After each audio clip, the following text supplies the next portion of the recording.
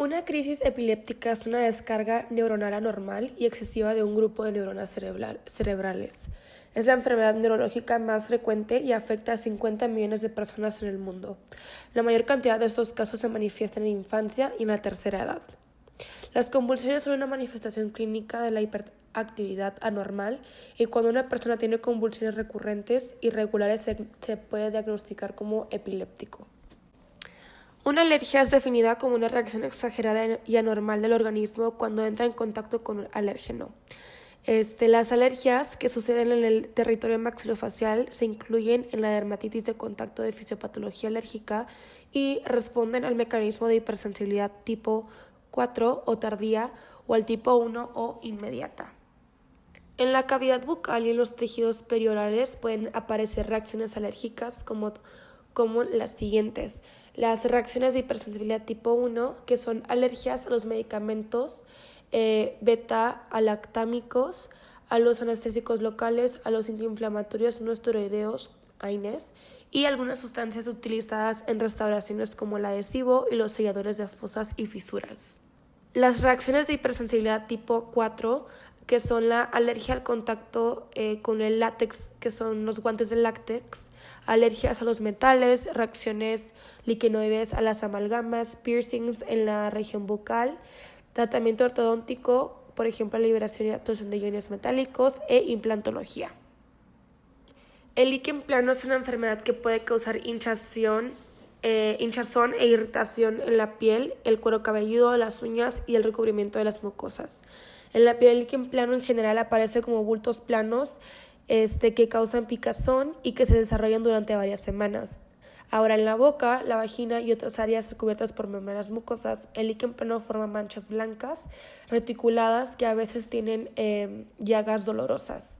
Algunas causas del líquen plano, pues no se conoce exactamente la causa, pero sí se sabe que se puede desencadenar por infección de hepatitis C, vacuna contra la gripe, determinados pigmentos, productos químicos y metales, analgésicos como ibuprofeno y naproxeno, determinados medicamentos para enfermedad cardíaca, hipertensión arterial o artritis. Algunas complicaciones del líquen plano pueden ser el difícil control en la vulva y en la vagina, ocasiona dolor intenso y a veces deja cicatrices. La disfunción sexual puede convertirse en una complicación a largo plazo. El líquen plano oral aumenta el riesgo de cáncer bucal y si no es tratado, el líquen plano en el conducto auditivo puede producir pérdida de audición. Las reacciones de hipersensibilidad tipo 4 es una reacción alérgica tardía que se manifiesta entre 24 y las 48 horas de exposición al alérgeno y depende de la inmunidad celular. Se desencadena una reacción inflamatoria hística y son ejemplos la dermatitis de contacto y la dermatitis atópica. Algunos de los materiales que pueden causar alergias por contacto pueden ser las bases de las dentaduras y los metales utilizados en tratamientos restauradores, protésicos y ortodónticos. En relación a las alergias a los metales es importante considerar que el níquel y el cromo son metales conocidos como elementos tóxicos que poseen potenciales alérgicos. Los piercings orales y periorales pueden también estar asociados con reacciones alérgicas y algunos de los metales de evitar son el níquel y el cobalto. Las coronas de acero de cromo, que contienen de 9 a 12% de níquel, son similares en la composición a las bandas y los alambres de ortodoncia. La biodegradación de estos aparatos se lleva a cabo durante el tratamiento y pequeñas cantidades de iones metálicos que incluyen al níquel son liberados en la cavidad oral. Y estudios han demostrado que la mayoría de los pacientes que conocen que son sensibles pueden ser tratados con aparatos de ortodoncia sin causarles reacciones de hipersensibilidad. La prevalencia de alergias a los metales usados en materiales dentales ha incrementado y las alergias al oro de la prótesis dentales están bien documentadas desde los años 80 y más recientemente el titanio usado en algunos aparatos ortopédicos y en los implantes orales. El látex de los guantes también puede ser causa de reacciones alérgicas y los pacientes se pueden sensibilizar por vía inhalatoria o por contacto cutáneo o mucoso repetido. La alergia al látex depende de la vía de exposición. Urticaria o dermatitis de contacto si es a través de la piel, síntomas de rinoconjuntivitis y asma o que puede ser ambos si es mediante inhalación y si el contacto es más intenso, por ejemplo a través de las mucosas en una intervención quirúrgica que puede inducir síntomas sistémicos y anafilaxia o ambos. De acuerdo a las reacciones de hipersensibilidad tipo 1 o de hipersensibilidad inmediata, los pacientes con reacciones inmediatas desarrollan sus síntomas en minutos tras entrar en contacto con un alérgeno y se presentan cuadros de urticaria, angioedema, broncoespasmo o anafilaxia. La piel y en especial la mucosa oral está envuelta en reacciones adversas a los fármacos y algunos medicamentos parecen tener mayor habilidad de producir reacciones alérgicas que otros. Por ejemplo, la aspirina, los anestésicos locales, la penicilina y pues las sulfas, etc. Los medicamentos antiinflamatorios no esteroideos, junto con los beta-lactámicos, son los que con mayor frecuencia se asocian a episodios de este tipo. Estos dos grupos de medicamentos son los más utilizados en la terapéutica de procesos infecciosos y dolorosos en la cavidad bucal. Y bueno, la alergia a anestésicos locales es extremadamente bajo, inferior a 1%, pero también es muy importante considerarla por el amplio uso que tienen y la escasez de alternativas en caso de que el paciente sea realmente alérgico a los anestésicos. Las reacciones alérgicas por anestésicos locales son provocadas por los anestésicos de tipo ester, por ejemplo, cocaína, benzocaína, procaína, tetracaína y la cloroprocaína. Y de acuerdo a los tipamidas son considerados más inocuos, por ejemplo, lidocaína, prilocaína, bupivacaína, etidocaína, ropivacaína. Los anestésicos tipo éster hoy en día prácticamente no se utilizan ya que tienen un mayor riesgo a provocar alergias y la toxicidad sistémica tiene menor importancia. Los tipamidas son el grupo más utilizado en la actualidad ya que tienen un menor riesgo de provocar alergias y son más efectivos en la producción de anestesia intraoral. El shock anafiláctico es una reacción sistémica grave de hipersensibilidad inmediata frente a un agente que producirá la liberación del torrente circulatorio de sustancias biológicas medidoras y estos actuarán sobre órganos como por ejemplo sistema cutáneo, mucoso, sistema circulatorio, respiratorio y digestivo, produciendo así la sintomatología. Las reacciones, el 92 o el 97% se producen en los primeros minutos tras la administración del agente, siendo poco frecuentes las manifestaciones semi-retardadas, ya sean horas o retardadas, que serían días. Las reacciones pueden ser menos graves y presentan taquicardia, hipotensión y lesiones cutáneas, o graves, las cuales son aparición casi inmediata de situación de shock anafiláctico que puede conducir a un paro cardiorrespiratorio. Y los síntomas aparecerán en los lugares en donde hay un mayor número de mastocitos, que es en la piel y mucosas, corazón, pulmones y tacto gastrointestinal. Cuando las aparecen en la piel o en la mucosa oral se consideran menores y no requieren de primeros auxilios, pues no comprometen la vida del paciente, pero cuando comprometen las vías respiratorias altas o bajas es necesario tratamiento de emergencia. Y las reacciones cutáneas comprenden prurito, rash y urticaria y generalmente son mediadas por la histamina y solo requieren de antihistamínicos tales como la difenhidramina y se puede administrar 25 a 50 miligramos intramuscular en el músculo deltoides o por vía endovenosa. Y cuando son reacciones mayores como la anafilaxias involucran las vías respiratorias e incluso pueden haber compromiso cardiovascular, también son mediadas por autacoides como la histamina. Son reacciones graves que comprometen la vida del paciente y es necesaria la administración de epinefrina inmediatamente, pues es la que salva la vida. Y no debe de emplearse epinefrina por vía subcutánea, es preferida la vía intramuscular. La dosis convencional de epinefrina es de 0.3 miligramos y 0.1 5 miligramos para los niños, administrada por vía intramuscular. De acuerdo al manejo de las alergias por contacto intraorales, la historia o antecedentes de atopias anteriores se debe de considerar. También indagar si el paciente ha presentado episodios anteriores de alergias a metales colocados en otras partes del cuerpo, prótesis, aretes, piercings, etc. De acuerdo a la interconsulta con el especialista de alergología y también para realizar la prueba del parche. También se debe tratar la reacción alérgica específicamente. Si el paciente presentará reacciones positivas a algún metal en la prueba de parches, las restauraciones intraorales que pueden contener ese metal deben ser removidas de la cavidad bucal. La insuficiencia cardíaca ocurre cuando el corazón es incapaz de proporcionar a los tejidos el volumen de sangre que requieren, aun cuando el retorno venoso sea normal. La etiología sería cardiopatías cardíacas congénitas, que son defectos septales, auriculares o ventriculares.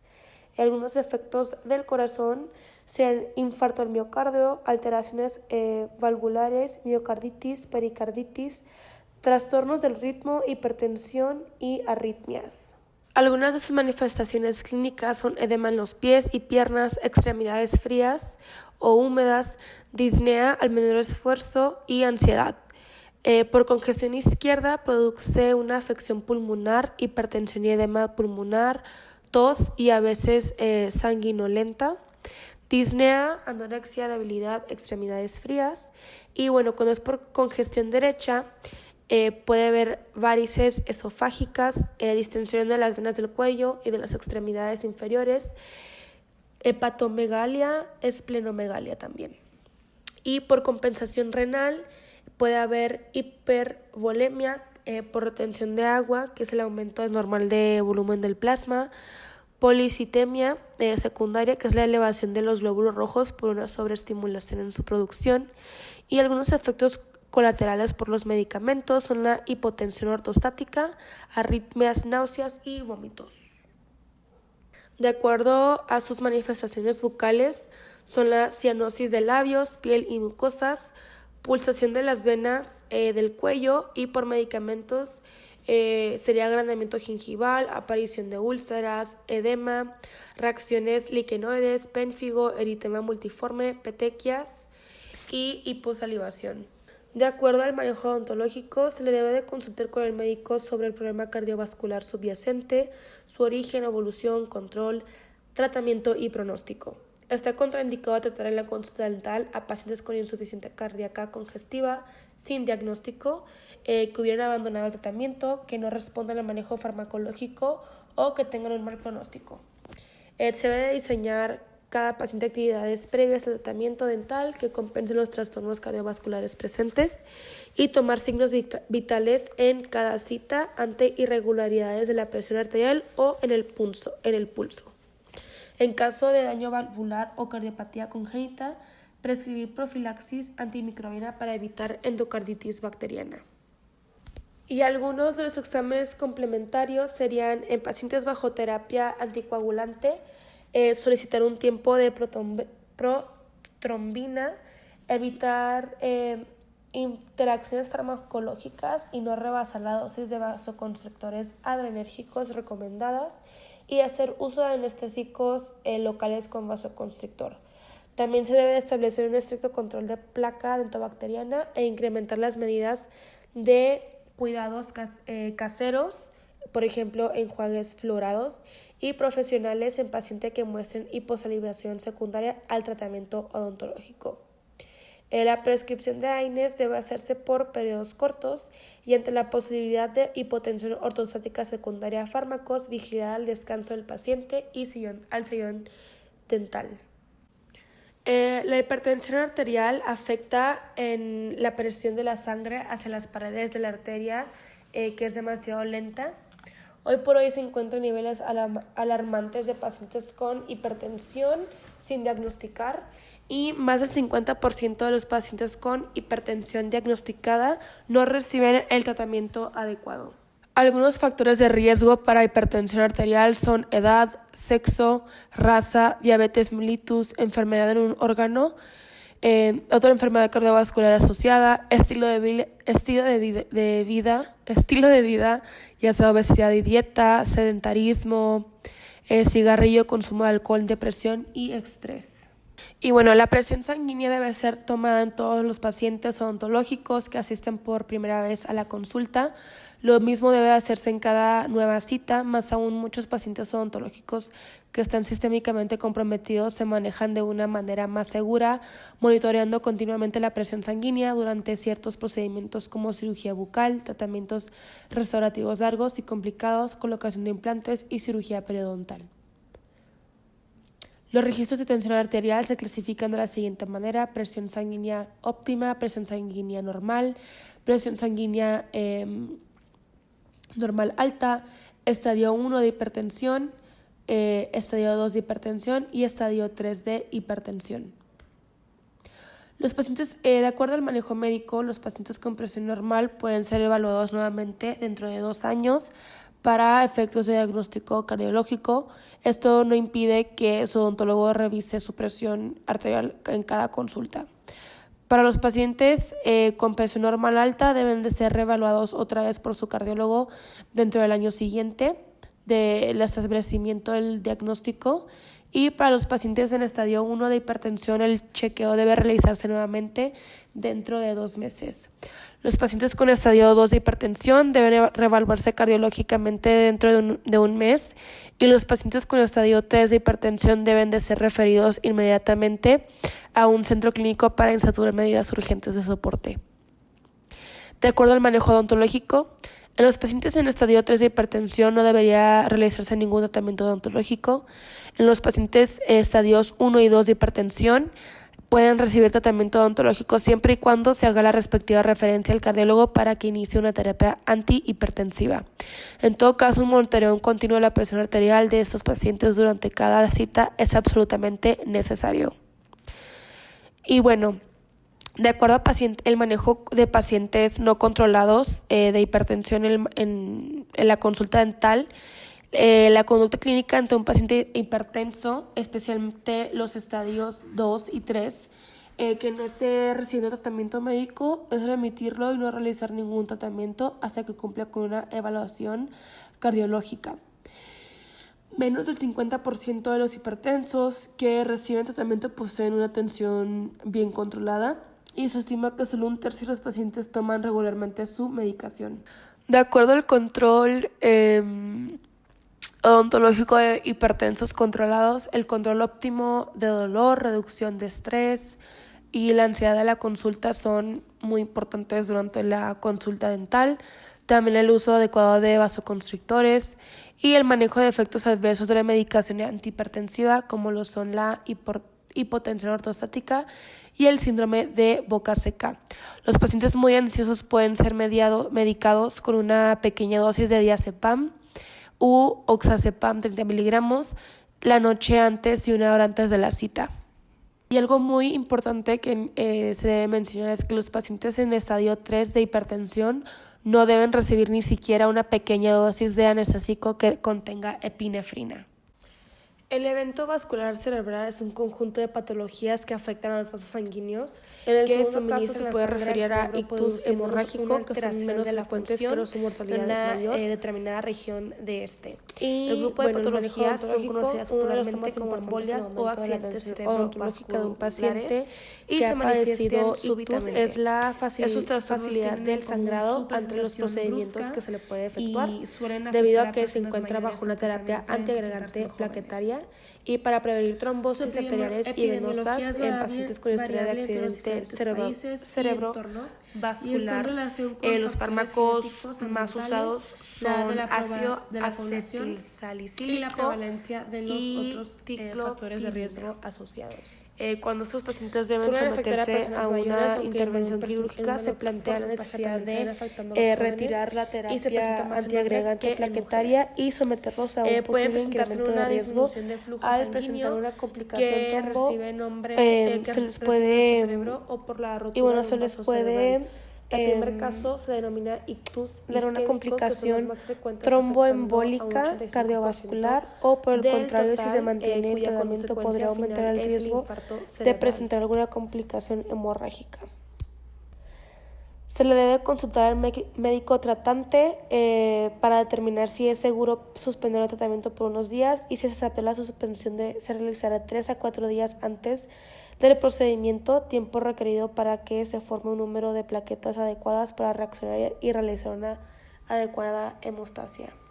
La angina de pecho es el resultado de una discrepancia entre las demandas de oxígeno del miocardio y la incapacidad de las arterias coronarias para satisfacerlas, debido a la disminución en el lumen arterial, al espasmo de la arteria coronaria, o menos frecuentemente al desprendimiento y embolización de un fragmento de la placa ateromatosa. Se caracteriza por dolor opresivo y abrumador en el pecho, que se irradia hacia el hombro y brazo izquierdo, hasta la punta del cuarto y quinto dedos, y en ocasiones cuello, mandíbula y cara del mismo lado. En un cuadro de angina tiene la particularidad de durar segundos o minutos y curar con reposo. Todo ataque anginoso mayor de 20 minutos debe considerarse como infarto del miocardio. El paciente durante el ataque adopta una posición fija y suele llevarse al puño el pecho.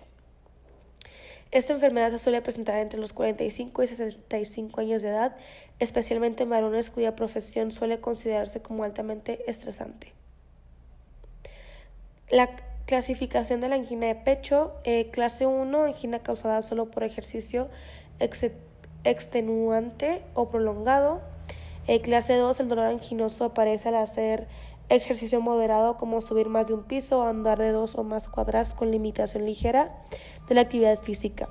Clase 3, limitación importante de actividad física. El dolor aparece ante el ejercicio leve, incapacidad de andar de 2 o más cuadras o subir un piso a ritmo normal.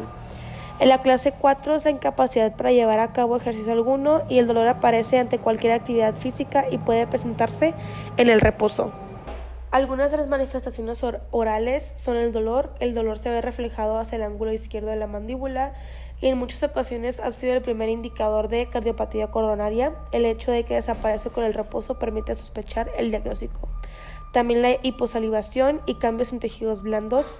Otras manifestaciones secundarias que pudieran presentarse, como relación de liquenoides, hiperplasia gingival por el uso de bloqueadores de los canales de calcio, úlceras aftosas, lengua negra, lesiones que semejan pérfigo o pérfigoide, edema angioneurótico, eritema multiforme, urticaria y cialodenitis. De acuerdo al manejo dental del paciente, se debe suspender el tratamiento dental, colocar al enfermo en posición que sea cómoda a 45 grados, ya que tiende a sentarse y no es recomendable obligarlo a mantenerse en posición supina. Se debe administrar vasodilatador coronario de acción corta y esperar que actúe entre 2 a 5 minutos. Tomar signos vitales y, si se dispone de oxígeno, administrarlo por medio de una cánula nasal a una dosis de 6 litros por minuto. El infarto agudo de miocardio es una necrosis miocardíaca que se produce como resultado de la obstrucción aguda de una arteria coronaria. El estrés y la ansiedad relacionados con la visita al dentista pueden desencadenar crisis anginiosas o infarto agudo de miocardio en la clínica dental. En el infarto, el dolor es más intenso y suele acompañar de reacción vegetativa con palidez, sudoración, náuseas o vómitos. Puede acompañarse de síncope. El dolor no cede con el reposo y suele durar por encima de los 30 minutos. Algunas medidas preventivas del dentista ante estos pacientes puede ser la premedicación ansiolítica y cardíaca. No debe suspender o modificar tratamientos solo en caso de que su cardiólogo se lo aconseje. Realizar consultas matinales y cortas, y para garantizar su analgesia usaremos anestesia con vasoconstrictor. Utilizaremos una terapia conductal para su comodidad. ¿Y cómo se debe actuar de acuerdo a un cuadro de isquemia miocardíaca en la clínica dental? Bueno, suspender la actividad de inmediato, administrar antianginosos, calmantes, oxígeno con mascarilla y sedantes, aplicación de oxígeno con mascarilla a un ritmo de 4 litros por minuto, y monitorizar al paciente, pedir ayuda médica de inmediato y prepararnos para realizar reanimación cardiopulmonar por si la situación se agrava. El tratamiento dental en antecedentes de infarto agudo de miocardio. En los primeros 6 meses después del infarto solo podrá ser atendido en caso de urgencias dentales y con el consentimiento médico por escrito. El tratamiento dental se hará por medio de una forma tan conservadora como sea posible. Y a partir de los 6 meses, si el paciente está estable, podemos realizar cualquier tipo de tratamiento de odontología, siempre y cuando una consulta previa con su médico y que nos dé su conformidad por escrito.